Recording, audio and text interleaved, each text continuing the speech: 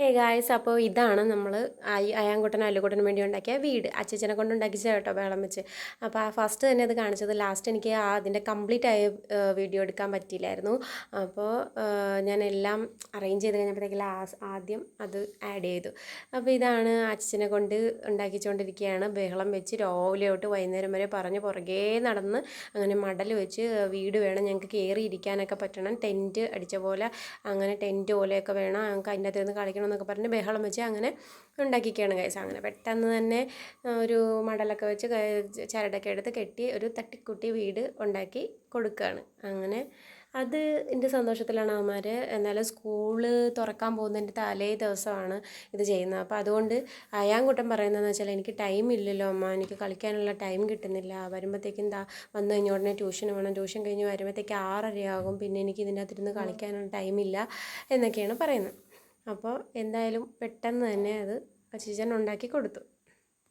രാവിലെ ആണെങ്കിൽ ഞങ്ങൾ ചെറിയ ചെറിയ തീപ്പെട്ടി മരത്തിൻ്റെ കമ്പില്ലേ, ആ കമ്പ് കൊണ്ട് കുറച്ച് വീടൊക്കെ സെറ്റാക്കിയിട്ട് അത് നമ്മളൊന്ന് കൈ തൊടുമ്പോൾ തന്നെ താഴത്തേക്ക് വീഴും. പിന്നെ പത്തൽ വെച്ചൊക്കെ ഉണ്ടാക്കി, പത്തലിൻ്റെ ചെറിയ കമ്പ് വെച്ചൊക്കെ ഉണ്ടാക്കി.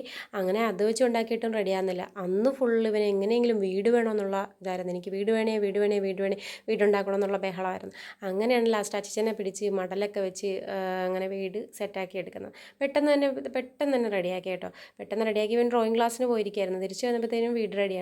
അങ്ങനെ കുറച്ച് നേരം എൻ്റെ അടുത്ത് രണ്ടുപേരും കളിച്ചു. ഒത്തിരി കൊതുകിൻ്റെ ശല്യം ഇവിടെ ഉണ്ട് കേട്ടോ.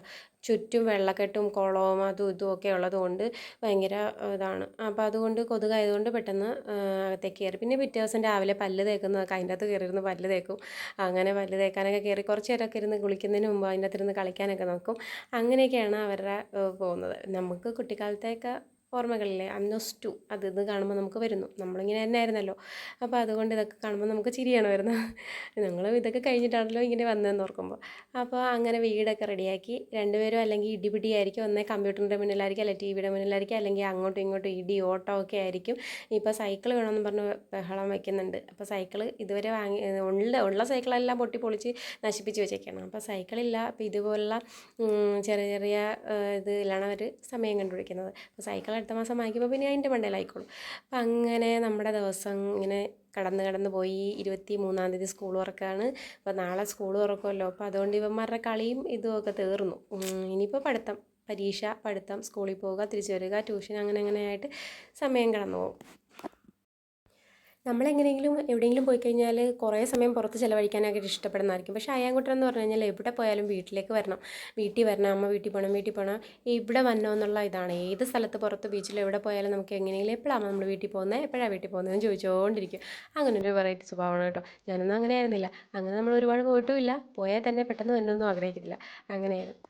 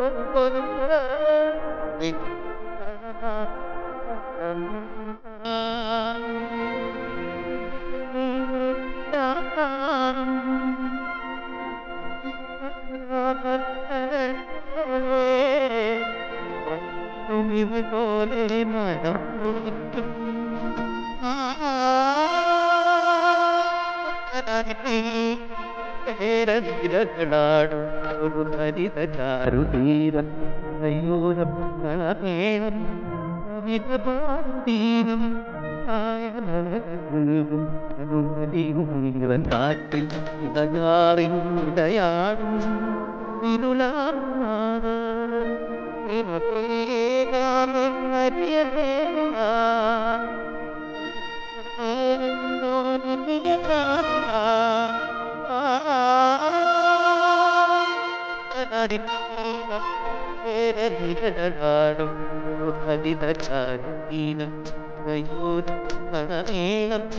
കവിത ഭാരതീരം